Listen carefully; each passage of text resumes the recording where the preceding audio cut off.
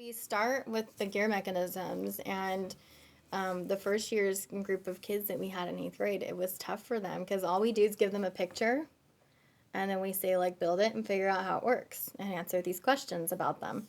And they were like, what? Like, there's no exactly, like, there's no step-by-step instructions. So this year's kids, we gave them the picture. We didn't have any complaints or anything. They, like, I think just watching project-based learning coming up through our school, you can see the difference in the kids. But that's how we start it, is we just get them right into the hands-on building. They don't even know what these parts are. They don't know, like, what they're called. And they figure it out along the way. You know, by the end, they're like, I need a kept nut, and they, you know, give me a 564th. Yes. 564th. They're screaming them across the room, so they figure out what the names are.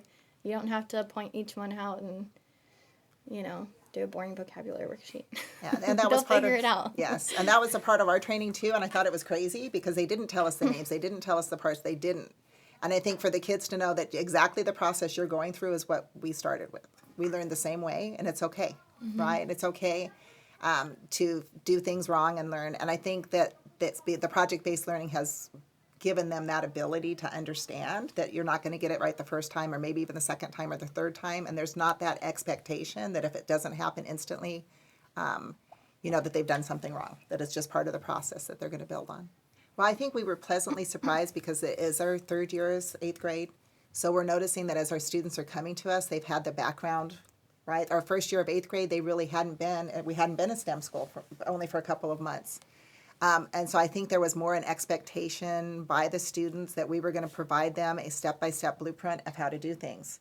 And so there was a lot of frustration on their part when we would give them the absolute bare minimum that was necessary. And then they wanted us to just tell them, this is how you do it. And we're like, but we're not building an IKEA bookshelf, right? So there's going to be some frustration, but the ideas that you're going to come up with are going to be so much better than if we tell you exactly what to do. And so I think we really backed up a little bit more. But as they came in, we had some experts that had already done some of the things, and so the process was so much smoother.